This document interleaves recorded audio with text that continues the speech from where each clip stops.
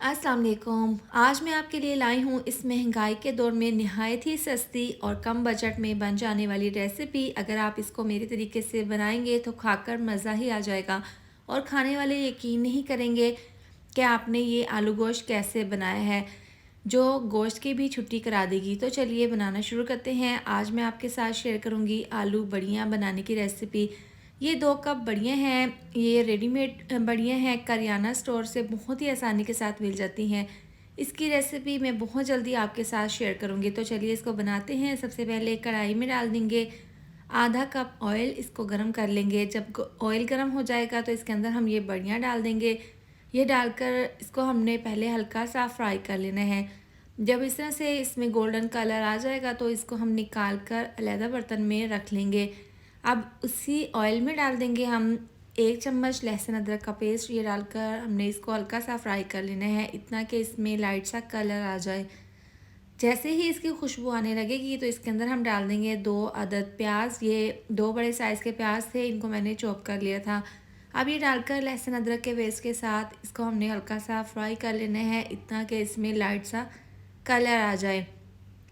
तो देखिए यहाँ पर 2 से 3 मिनट लगे हैं, मीडियम टू लो आंच पर इसको हमने फ्राई कर लिया था। प्याज में ज़बरदस्त सा कलर आ गया है तो इस पॉइंट पर इसके अंदर 3 अदद टमाटर डाल देंगे बारीक काट कर। ये डालकर इसको इस तरीके से मिक्स कर लेंगे। इस तरह से मिला देने के बाद इसके अंदर हम डाल देंगे मसाले।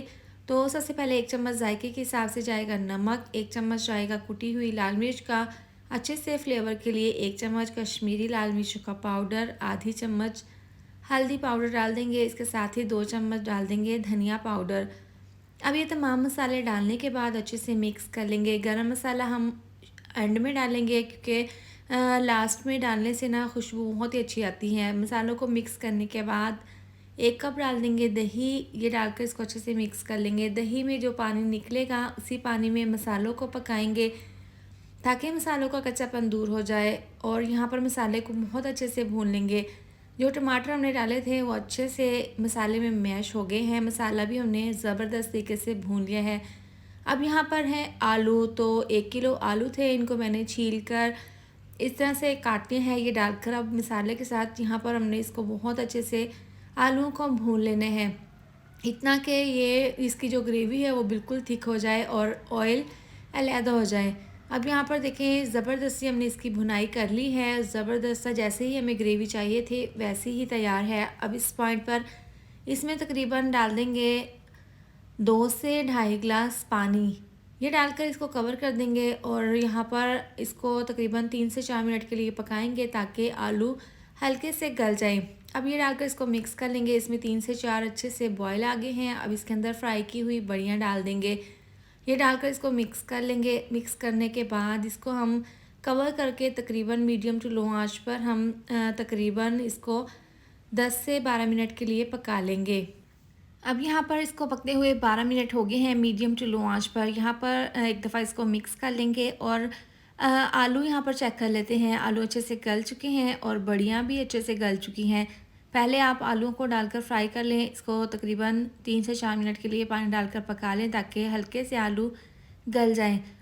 अब इस पॉइंट पर इसके अंदर अच्छी सी खुशबू के लिए 1.5 चम्मच डाल देंगे पिसा हुआ गरम मसाला, इससे अच्छी सी खुशबू आ जाएगी। इसके साथ ही डाल देंगे 4 से 5 हरी मिर्चें कट लगाकर डाल देंगे, इससे भी बहुत ही अच्छी सी खुशबू आएगी। तो यहाँ पर अगर आपने इसकी पतली ग्रेवी रखनी है तो मज़ीद पानी डालकर इसको पका लें, लेकिन मैंने इसकी थिक सी ग्रेवी इस तरीके से रखनी है।